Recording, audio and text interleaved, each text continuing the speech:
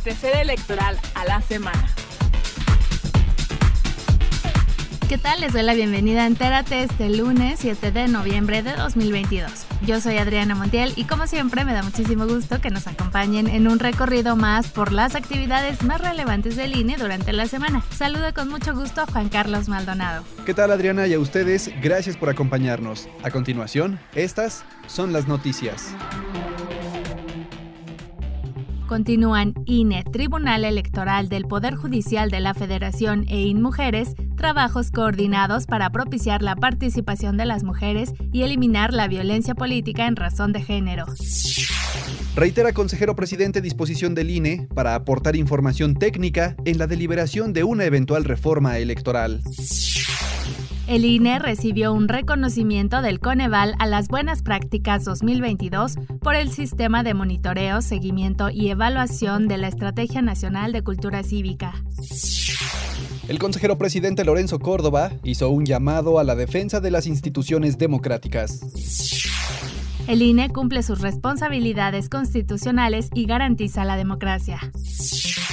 El Informe País 2020 ofrece un análisis sobre la representación, la participación y los valores democráticos en México.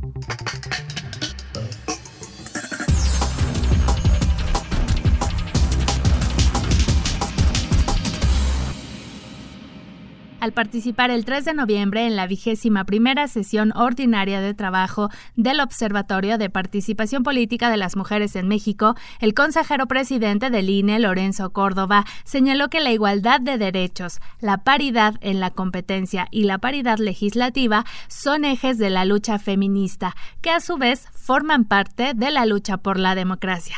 Además, señaló que existen 3 desafíos que deben enfrentar las democracias y personas que integran el observatorio. El primer gran desafío es superar los obstáculos que ha presentado la renuente frontera municipal en materia de paridad. El segundo gran desafío que veo es la expansiva y cada vez más compleja violencia política en contra de las mujeres por razones de género. Finalmente, el tercer desafío tiene que ver con la defensa de la democracia. La presidenta del INMujeres, Nadine Gassman, destacó que las autoridades electorales deben seguir impartiendo justicia de forma expedita y con perspectiva de género, y agregó que se deben seguir implementando acciones para incentivar la denuncia de violencia política por razón de género. Tenemos que seguir implementando acciones que incentiven la denuncia de la violencia política contra las mujeres por razón de género y crear un mecanismo, una herramienta que permita conocer de forma clara y confiable los casos de violencia política contra las mujeres. Estos datos nos van a permitir generar políticas públicas pertinentes. El presidente de la Sala Superior del Tribunal Electoral del Poder Judicial de la Federación, Reyes Rodríguez, dijo que la labor jurisdiccional está consciente de la garantía de derechos de las mujeres a través de las sentencias y refrendó el compromiso institucional con la democracia electoral. En el Tribunal Electoral estamos conscientes del papel que desempeñamos en nuestra labor jurisdiccional. Como magistradas, magistrados, nos pronunciamos en nuestras sentencias y hemos consolidado una perspectiva de género que favorece la paridad, la inclusión y la protección de los derechos político-electorales de las mujeres. Esta labor garante de derechos es parte de la valoración positiva que tiene la ciudadanía sobre su sistema de elecciones y sobre sus autoridades electorales. En el encuentro además participaron las consejeras electorales Dania Rabel y Norma de la Cruz, quienes coincidieron en que se han construido mecanismos que favorecen la participación de mujeres en asuntos públicos y se han dado grandes pasos a lograr más cargos ocupados. Sin embargo, dijeron que aún existen retos por superar, por ejemplo en el ámbito municipal. Al participar en la sesión de trabajo del observatorio, la consejera Dania Rabel manifestó que el mayor obstáculo que existe para que las mujeres ejerzan plenamente sus derechos político-electorales es la violencia política, y resaltó que el ciberacoso ha aumentado en los últimos años. No podemos perder de vista que lo que pasa en línea no se queda ahí. Por el contrario, se materializa en la realidad. Y por si eso no fuera suficiente, las redes tienen la capacidad de maximizar las agresiones y sus consecuencias, viralizando los contenidos. Así, quienes cometen violencia política contra las mujeres por razón de género se cobijan bajo el anonimato que encuentran en las redes y en Internet, por lo que aquí encontramos un reto importante. ¿Cómo inhibir efectivamente esas expresiones cuando se realizan desde el anonimato sin vulnerar el derecho a la libertad de expresión? Por su parte, la presidenta de la Comisión de Igualdad de Género y No Discriminación del INE, Norma de la Cruz, mencionó que para lograr transitar de una igualdad formal a la igualdad sustantiva, se requiere superar 3 retos. Encontramos uno que es proteger el derecho al voto de todas las mujeres, alcanzar la paridad, pero no solo a nivel numérico en algunos cargos, sino de manera horizontal y transversal en todos los niveles. Un tercer reto es, una vez ya que se incrementa el número de mujeres en los cargos de decisión y de responsabilidad, ¿cómo puede el ejercerlos de manera plena y libres de violencia o de demás limitaciones? Por otro lado, el Coneval entregó al INE el reconocimiento a las buenas prácticas en el uso de los resultados de evaluación y monitoreo en el ciclo de las políticas públicas 2022 por el sistema de monitoreo, seguimiento y evaluación de la Estrategia Nacional de Cultura Cívica. Al recibir el reconocimiento, el consejero Martín Faz dijo que en más de 3 años de desarrollo, este instrumento se ha convertido en una herramienta relevante y transversal para dar seguimiento a la encívica. Se asumió el reto de responder a la concepción original del documento rector de la encívica redactado en 2016 a fin de generar información del funcionamiento y desempeño de los proyectos de la estrategia para elaborar juicios transparentes de diseño, implementación y evaluación y, en su caso, realizar ajustes cuando así sea necesario. Dijo que se trata de un instrumento vanguardista y sin precedentes que ofrece información a nivel federal y de los estados del país.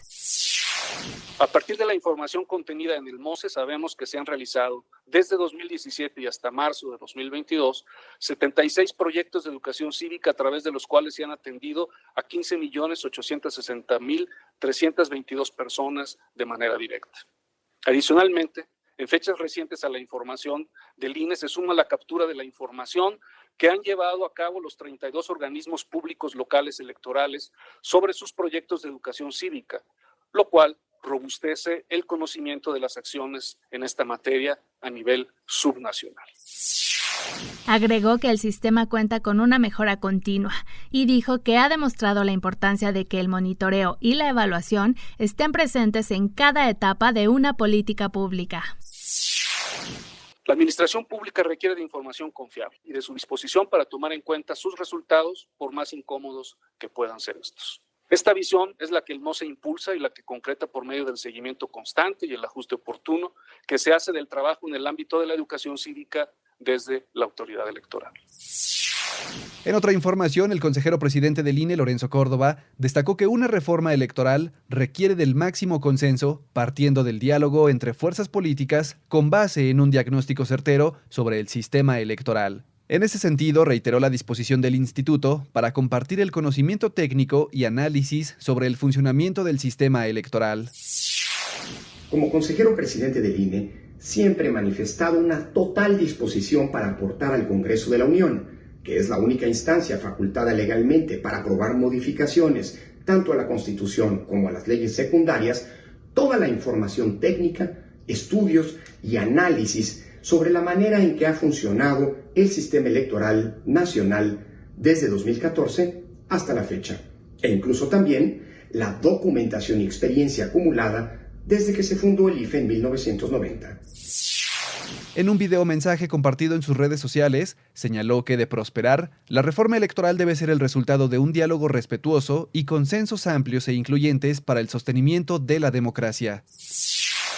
En este contexto, han dado inicio los trabajos de una reforma electoral que, de prosperar, ojalá por el bien de todos, sea el resultado de un diálogo respetuoso y de coincidencias y consensos amplios e incluyentes, que es, siempre lo hemos dicho desde el INE, condición indispensable para el sostenimiento de nuestra democracia.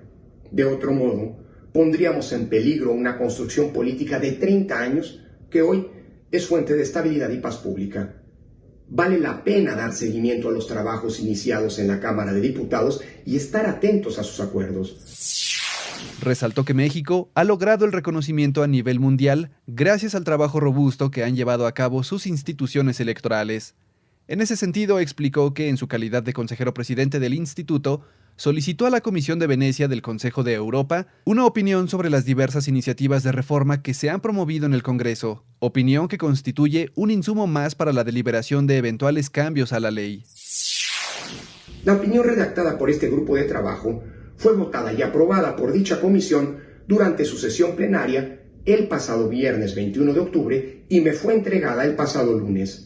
Personalmente, remití dicho documento a diversas autoridades de los poderes ejecutivo, legislativo y judicial, así como a las dirigencias nacionales de todos los partidos políticos, con el ánimo de aportar un insumo adicional para la deliberación de un tema trascendental para la democracia mexicana. De las muchas conclusiones de la Comisión de Venecia, destaco solo una: la necesidad de construir cualquier reforma con un amplio consenso que impida mayoriteos y exclusiones que, de darse, van a ser inevitablemente la fuente de problemas que hoy ya superamos en materia electoral. En sesión de la Junta General Ejecutiva del 4 de noviembre, el consejero presidente Lorenzo Córdoba hizo un llamado a la defensa de las instituciones democráticas que son producto de luchas colectivas y patrimonio de todas las mexicanas y mexicanos. Durante la discusión de un proyecto de formación y participación ciudadana de niñas, niños y adolescentes, señaló que en el marco de la deliberación de una eventual reforma electoral, puede proponerse mejoras, pero debe cuidarse que la institución que tanto ha costado construir caiga en manos de una facción política. Ante el contexto internacional de embestida contra las autoridades electorales, caracterizada por la desinformación, los ataques personales e institucionales y la asfixia presupuestal, dijo que es fundamental reivindicar la cultura cívica de la ciudadanía. Actualmente está abierto el registro para las y los ciudadanos mexicanos que deseen participar como observadores electorales en las elecciones locales del 4 de junio de 2023 en Coahuila y Estado de México. Para solicitar el registro y consultar la convocatoria, pueden ingresar a observadores.ine.mx. El próximo año, el Estado de México elegirá gubernatura, mientras que Coahuila elegirá Congreso local y la gubernatura. Pueden conocer más información en INE.mx. Al participar el 3 de noviembre en el webinar de la Cátedra Francisco I. Madero, Análisis del Informe País 2022, Fernanda Somuano, coautora del informe, señaló que el documento es un recopilatorio de opinión que permite conocer los obstáculos a los que la ciudadanía se enfrenta para ejercer sus derechos. Se divide, digamos, en tres grandes rubros. El primero, que tiene que ver con un tema fundamental para la democracia, que es la representación. Dos, que es la participación de varios tipos. No nos quedamos en la electoral, que es la que normalmente se trabaja. Y finalmente, el tercer tema, y tendría que ver con esto que nosotros llamamos los trastornos de la democracia. Y en este caso, seguramente hay muchos más. Nosotros nos centramos básicamente en uno, que tiene que ver con clientelismo y compra de voto. Dos, que tiene que ver con corrupción. Tres, que tiene que ver con discriminación. Por su parte, Alejandro Monsiváis, académico del Colegio de la Frontera Norte, resaltó la importancia de difundir, leer y tener presente el Informe País 2020.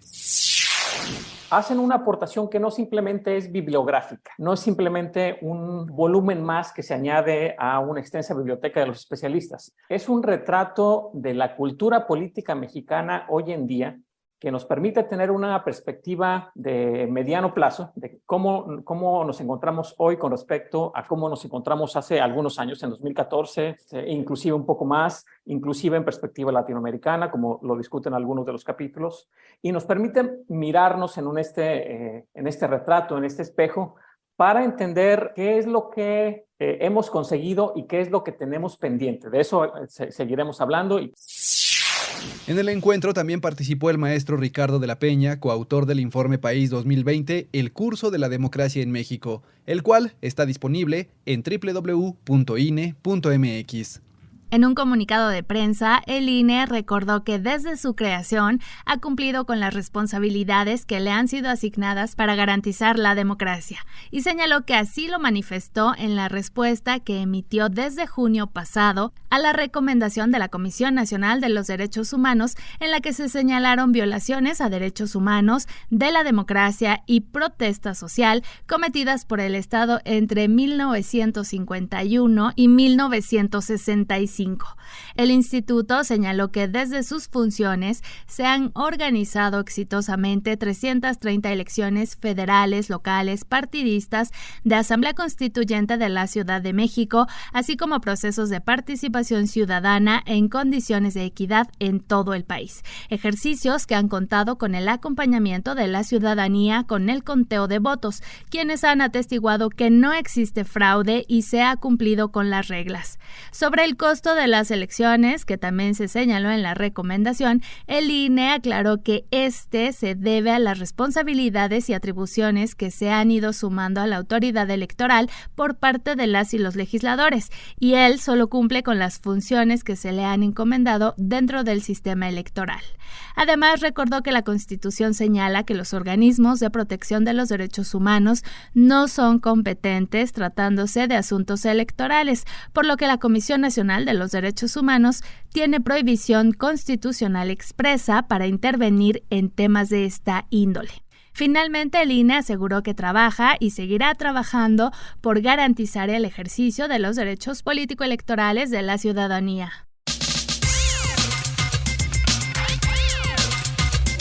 Entérate. Al reunirse con estudiantes de la Maestría en Administración y Políticas Públicas del CIDE, el magistrado presidente del Tribunal Electoral del Poder Judicial de la Federación, Reyes Rodríguez, platicó sobre la labor del órgano jurisdiccional a favor de los derechos político-electorales de la ciudadanía. Expuso temas como la importancia de las instituciones democráticas y la corresponsabilidad que el sistema les exige a las autoridades, actores políticos y a la sociedad. El magistrado presidente además participó en el foro organizado por el movimiento binacional Fuerza Migrante. Ante personas migrantes de Oaxaca, Guerrero y Puebla, mencionó que el sistema electoral mexicano es sólido y está diseñado para dotar de legalidad y legitimidad a los procesos electorales. Habló sobre la confianza ciudadana en las instituciones electorales e hizo un llamado a defenderlas, pues dijo que éstas hacen posible que la democracia se renueve en cada elección. Llegamos así al final de esta emisión de Entérate. Muchas gracias por habernos acompañado en un recorrido más por las actividades más relevantes del INE durante la semana. Recuerden que les esperamos el próximo lunes, como siempre, en centralelectoral.ine.mx. Y no se olviden de visitar las redes sociales del INE en Facebook, Twitter, Instagram y TikTok. Muchas gracias, Juan Carlos. Gracias, Adriana, y gracias a ustedes por acompañarnos. Recuerden que también pueden visitar el canal oficial del INE en YouTube, INE TV, en donde encontrarán transmisiones en vivo, cápsulas, firmas de convenios, entrevistas, sesiones del Consejo General y mucho más. Hasta la próxima semana.